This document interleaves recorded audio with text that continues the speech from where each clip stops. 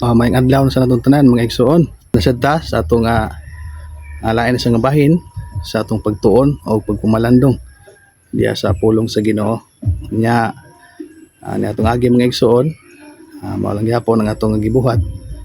Nalang gyapon ta sa uluhan sa pagtuo sa Ginoo. Nya daghan ta gikuha atong mga paningingnan na kinsay mga pagtuo mga igsoon nga hugot kayo. Okay, ang ilahang gikinahanglan sa Ginoo tungod sila mga pagtuo mga igsoon.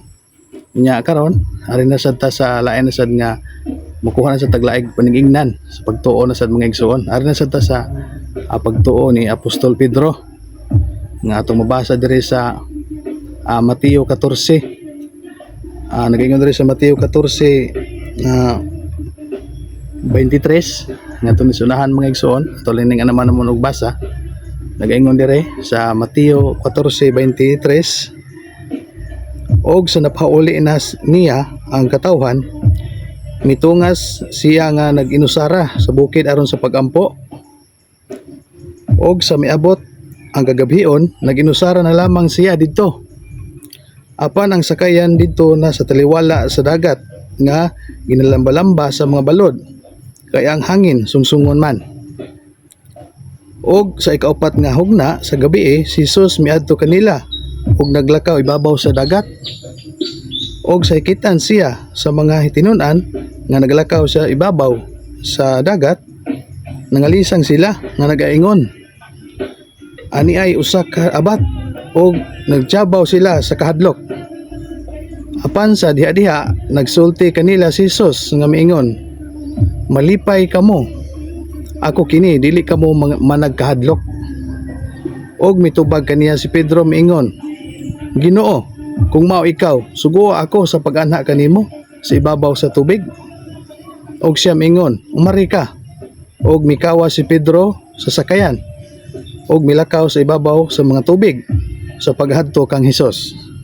Apan sa hikit-a niya nga ang hangin makusog, nahadlok siya og nagsugod siya sa paglundag og misinggit nga nagaingon, Ginoo, luwas sa ako.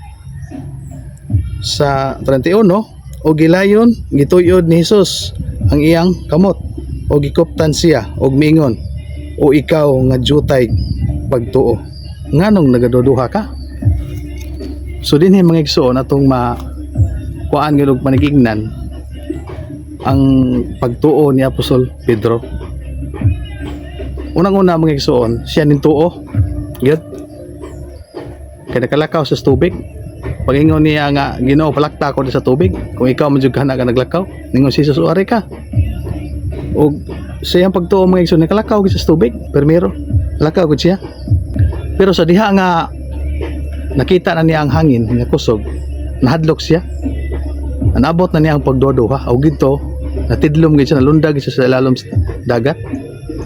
Humaw to ni singgit siya, Ginoo, luwas sa ako. Og diha gituyod ni Jesus iyang kamot og iyang giluwas si Pedro.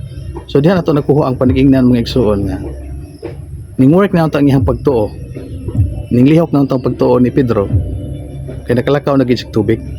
Pero ang problema kay sa diha nga aduna nay hangin, nagduduha na siya sa pagtuo, nilundag siya. So diha nato nakita ang punto nga kung musudi ni imong pagduduha sa imong kasing-kasing mga igsoon sa imong pagtuo sa Ginoo, mawala ang katong lihok mga igsoon, dili na mapikto. Mao to nga nalundag ni hinon siya imbes nakalakaw siya. Kay ningon man siya nga, Ginoo, kung ikaw jud na palakta ko, nakalakaw gid siya mga igsoon, pero ang problema lang kay nagduduha naman gud siya. Mao na nga kung sa imuha nga kinabuhi, kung atong ikuan sa atong kinabuhi mga igsoon, sa imuha karon pagtuo sa Ginoo, kung nagtuo na kanya maabot na yung pagsulay nya magduha ka, so delikado din ang kinabuhi mga igsoon zaman ni Pedro nga kung wala pa siya nagduduha, di gid siya ta matidlom.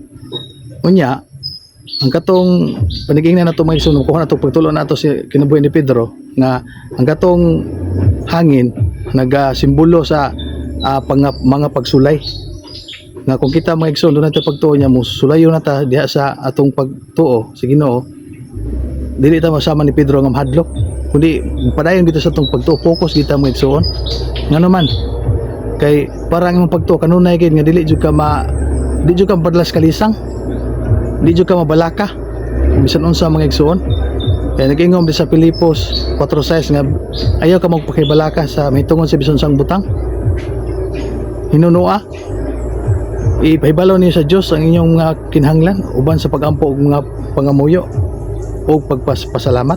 So mao din ang mga igsuon nga atong kinabuhi, di kita magluluya, di kita magduduwas to pagto para di ta misama Pedro. Pero nagkanindot lang ang igsuon bisan og si Pedro magsuon nagduduhan sa pagtuo, pero puro kuning sampit siya sa Ginoo. Pag sangpit niya nga Ginoo luwas sa ako, giluwas gisa sa Ginoo.